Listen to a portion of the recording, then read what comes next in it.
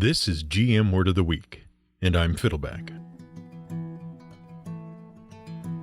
Gorgon. We here at the Word of the Week, as we have said before, love and hate a good mystery. As our recent exploration of the relationship between the Forgotten Realms deity Kossuth and the real-life Hungarian revolutionary leader Kossuth demonstrated, we have a compulsion to solve mysteries that borders on fanaticism. We simply can't leave a question unanswered. When it comes to tracking down the origins of various gaming concepts, things often get mired in confusion. The sort of confusion that is born of mistaken identities, misremembered half-truths, secrets, omissions, and sometimes even lies. We can be led astray by strange claims whose truth we can't determine that were made hundreds or even thousands of years ago. And in the end, we usually just have to make our best guess based on all the evidence we can find.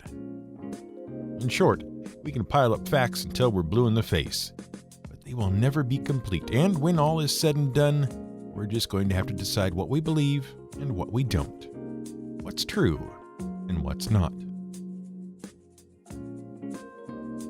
And thus begins our journey into the convoluted origins of not one, but two iconic fantasy monsters from the earliest days of Dungeons & Dragons, as well as iconic mythical warrior tribes, and even superheroes.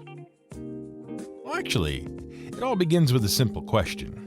Why are there both Gorgons and Medusas in D&D, and how did the Gorgon end up being a metal bowl whose breath is so bad it will literally turn you to stone? If you know your D&D monster manual, you'll be familiar with both of the monsters of which we speak. If you know your Greek mythology, you're probably way ahead of us and already realizing that it's actually weird to have both of those monsters and have them be two separate things and have one of them be a metal bowl. But hold your horses there, partner. We've got to circle our wagons and make sure our posse is together before we can try to wrangle the truth out of that there bowl. Both the Medusa and the Gorgon were described in the original D&D White Box set. That is, the set of 3 rulebooks that introduced the game of D&D to the wider world, written by E. Gary Gygax and Dave Arneson and published in 1974 by Tactical Studies Rules. The creatures were described in the second volume of said set, the appropriately named Monsters and Treasure, and the description in the book was pretty limited. Medusae, being the plural of Medusa, were described as human-type monsters with the lower body of a snake, a human torso and head, and tresses which are asps. It is noted that the bite of the asps injects a deadly poison, and also that the Medusae can turn any person who looks into her eyes into stone, and that they are intelligent and will often attempt to beguile victims into looking at them. Now, we don't want to editorialize, but as scams go, that's a pretty poor one. Come on, baby, look into my eyes. Sure, my gaze turns all people into stone, but you're such a big, strong man that it probably won't work on you. But then, considering you were stuck with whatever intelligence score 3 6-sided dice handed you, more than one fighting man probably fell for it. Meanwhile, the Gorgon had a bit more limited description.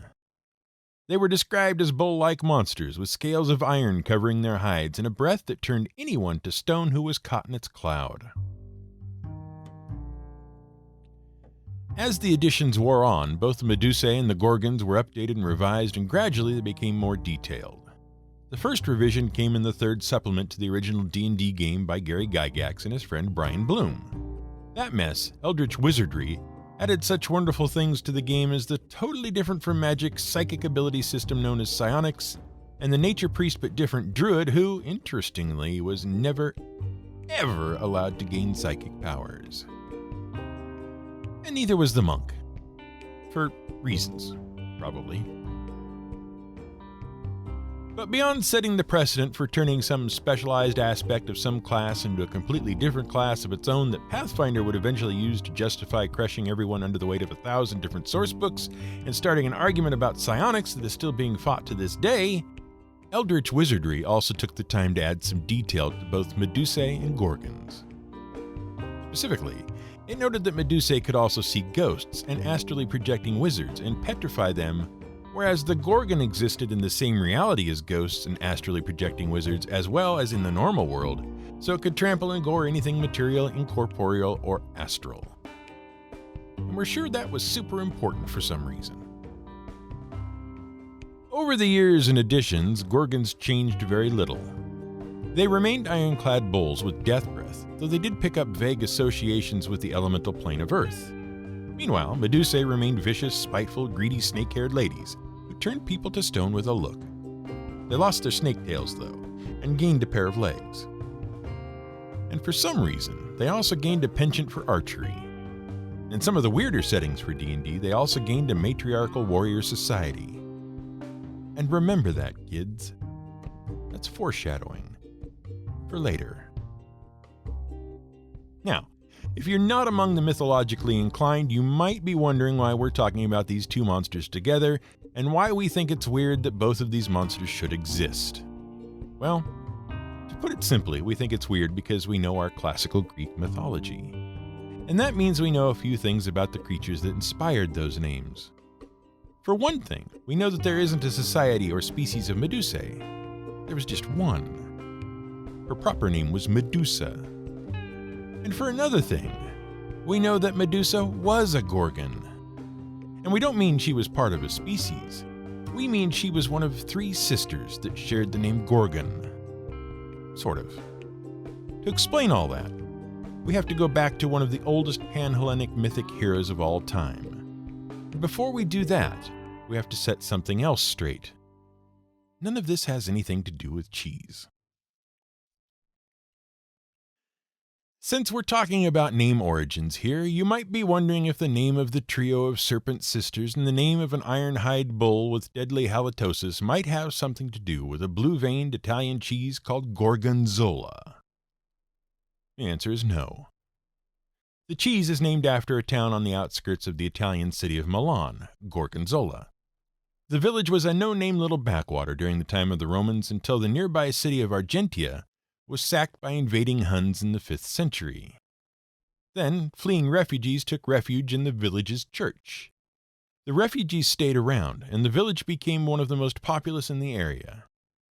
As for the origin of the name, it seems to come from the Latin phrase curta argentia. Curta is a Latin word that means to stop briefly or to shorten, and it referred to a place where travelers could change horses and rest briefly during a long trip, like, say, to Argentia. Over time, the name went from Curta Argentia to Curta Argentola, and then to Gorgontiola, and finally Gorgonzola. And then, in the 13th century, they started making their signature blue cheese. So there's no connection between the stink of Italian cheese and the breath of a deadly bull. But we digress. Let's talk about Medusa Gorgon and her sisters Stheno and Euryale. Now, these 3 ladies have almost come up several times in past episodes, but we wisely left them out because we couldn't discuss them when we talked about jellyfish, or Medusae, back in our episode about the Hydra. Nor could we talk about them as the children of the monster mommy and daddy Echidna and Typhon in our episode about typhoons. And that's because we knew that the moment we mentioned them, we'd be facing down the barrel of the Gorgon conundrum. Why is the Gorgon in D&D as a metal bull when Gorgon was basically the surname of Medusa and her 2 siblings? And that would swallow the whole episode, especially if we got into lie detector tests and Wonder Woman. Yeah, we'll get there. Anyway, the Gorgons were originally depicted as hideous winged demons with serpentine hair, large eyes, wide mouths, long tongues, tusks, flaring nostrils, and coarse beards. And they were among the monsters sired by Typhon and Echidna, the hideous snake monster primordial we've talked about before. Depending on who you read. Because this is where things start to get messy. Technically, according to the older stories, the Gorgons were actually the grandchildren of the gruesome Greek twosome that sired every terrible monster in the world. In actuality, they were the children of Typhon and Echidna's kid, the primordial Gorgon, who Zeus slew at the start of the Titan War for control of the world. And Zeus took the hideous face of Gorgon and stapled it to his shield. And by the way, her name seems to be derived from ancient Greek words that either mean terrible goat or fierce storm, or both. And she was also called Capra, which is why the terrible goat monster in Dark Souls is called the Capra demon. But things actually get more complicated than this, because Medusa Gorgon was, according to some stories, adopted. Sure, she was a hideous-winged, snake-haired demon lady, so there were never any awkward questions about why she didn't look like her sisters, but looked a lot like Helios or Zeus or the pool boy or whatever. And in art, she was gradually humanized and lost the beard and the tusks. But she did lack one thing that her sisters had. She wasn't immortal. And that will be very important in a moment. Also, we should mention that some sources say the Gorgon ladies lived in Libya. Just remember that for later. Anyway, Medusa was mortal, and later myths explained that that was because she wasn't really a Gorgon at all. She had been a beautiful woman who had been turned into a Gorgon by a spiteful goddess. What happened, according to the story, was that Poseidon, the god of the earth and sea, fell in love with the beautiful mortal woman Medusa, and the two of them decided to get really intimate in one of Athena's temples. And Athena was a little offended. So she turned Medusa into a Gorgon of such legendary ugliness that any man who looked upon her face would turn instantly to stone. And that brings us around to the story of Perseus. If you've seen Clash of the Titans, either the old one with the excellent Ray Harryhausen stop-motion animation and the terrible robot owl, or the new one with the excellent special effects and the terrible 3D effects, you know almost nothing accurate about the story of Perseus. Okay, that's not fair. There's bits and pieces, but not much. Now, Perseus is pretty much the original mythological hero of the ancient Greek stories. And we don't mean that myths state that he did his thing 3 generations before Heracles was even an adulterous sparkle in his father's halo. We literally mean that he's pretty much the first demigod hero we have any records of the Greeks telling stories about. And he was born the way pretty much all Greek demigods were born. Zeus turned into something weird and had an affair with a mortal woman. The mortal woman in this case was Danae, the daughter of King Acrisius of Argos. Now, Acrisius had it on good authority from the oracle at Delphi that his daughter Danae was someday going to give birth to a kid who would overthrow him and take the throne of Argos. So, he did what any dad who read any fairy tale ever did. He locked his daughter in a tower. But Zeus appeared, either because he was smitten with Danae or because he was punishing Acrisius for his pride, or both, and turned into and we are not making this up, Zeus turned into a shower of golden sparkles, seduced Danae, and impregnated her. At least, that's one version. Another version, by a historian named Apollodorus, states that it wasn't so much a shower of golden sparkles that knocked up Danae, as it was Acrisius' brother, Proetus. Either way, when he found out that Danae had given birth to a son, the level-headed and rational King Acrisius sealed them both, mother and son, in a box and cast them out to sea. Zeus asked Poseidon to guide them somewhere safe instead of drowning them forever. Danae and the kid Perseus were rescued by a fisherman named Dictys, who lived on the island of Seriphus. Now, Dictys' mother was a sea nymph, but that doesn't really matter. We just mention it casually. What was important was that Dictys' brother, Polydectes, was the king of Seriphus. And over the years, as Perseus grew, Polydectes fell in love with Danae. But he didn't really want a son, and he didn't like Perseus, so he found a way to trick Perseus into promising to do one heroic favor, no questions asked, for the king. And King Polydectes asked for the head of Medusa the Gorgon. Polydectes figured the task would be impossible. Sure, Medusa was mortal, but her gaze turned men to stone. And her 2 sisters, Euryale and Stheno, lived with her and were super alert and also totally immortal. Even if Perseus did manage to kill Medusa, he'd never get out of there alive. Now, we'd love to tell this story in detail, but we've got a lot of ground to cover yet, so we have to sum up. Athena, who liked Perseus and wasn't a fan of Medusa, decided to help Perseus. She told him where to steal a magical clairvoyant eye, a hat of invisibility, and some winged sandals.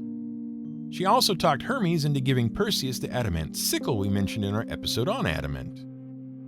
She also gave Perseus a shiny bronze shield. Using all of those tools, Perseus was able to sneak into the Gorgon's lair without alerting the sisters. By watching her reflection in the shield, Perseus was able to approach Medusa without getting turned to stone. And using the adamant sickle, he was able to remove her head. Then he saves a girl from a giant fish unleashed by some jealous sirens, and later accidentally killed his grandfather. But he didn't keep the throne. He gave it away to Proetus. Oh, and he named his daughter Gorgophony, which we mentioned because it's actually kind of messed up to name your kid after a hideous monster you were tricked into slaying with a golf bag of magical artifacts at the behest of an unscrupulous king who was trying to get rid of you so he could date your mom.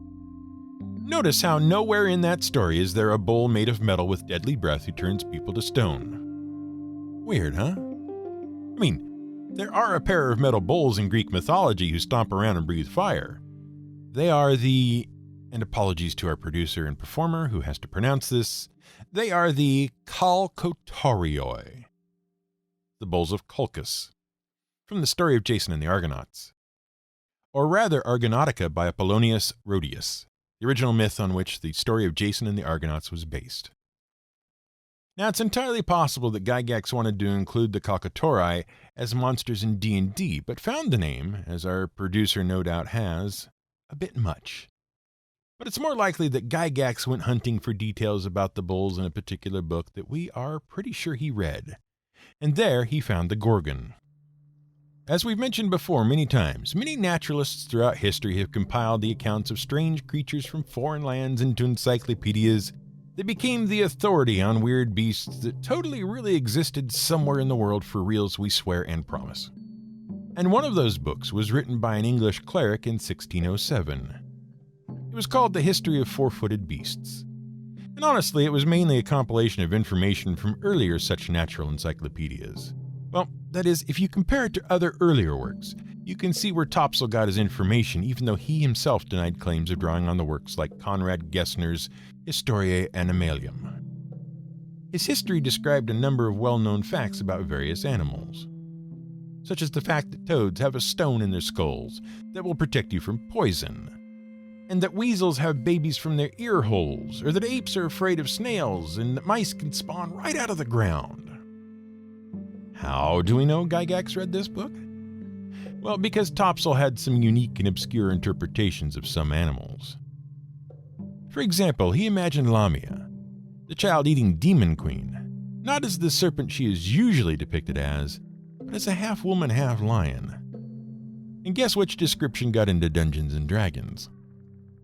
Topsel also conflates the foul-smelling cow-like monster known as a Catoblepas, which got an episode of its own, with other cow-like monsters from Africa, and specifically Libya, and he names them the Gorgons. And that seems to be the explanation.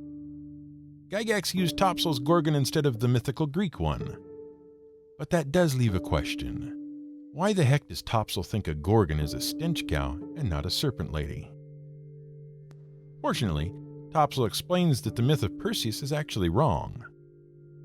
See, Topsel says that Perseus didn't really fight demon ladies at all. That's just a bunch of mythical hokum.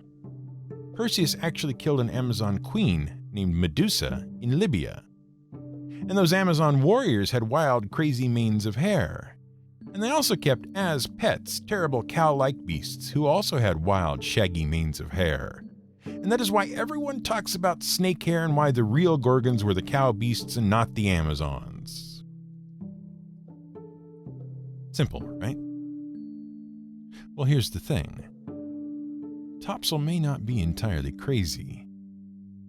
First of all, he did note that the creature he is calling a Gorgon or a Libyan beast is a monster Pliny the Elder described as the Catoblepas because of its downcast gaze. But second, and more importantly, his idea that Perseus fought Amazons instead of Gorgons is actually based on a very old theory about the truth behind the Perseus myth, because it was originally posited by historian Diodorus of Sicily in the 1st century BCE. Now, we should note that Diodorus actually posited that the Gorgons and the Amazons were two different warrior women tribes. But there's a problem with putting any stock in this theory. The Amazons were basically an example of a pop culture fandom that got a little crazy in ancient Greece, whose origins got totally lost and confused and involved in some pretty crazy stuff, which, by the way, is exactly what happened with the modern Amazon superheroine, Wonder Woman. But that's a story we'll have to finish next week. This has been GM Word of the Week. It's written and researched by The Angry GM and produced by me, Fiddleback. You can support us on Patreon at patreon.com/GM Word of the Week. You can find more at gmwordoftheweek.com and theangrygm.com.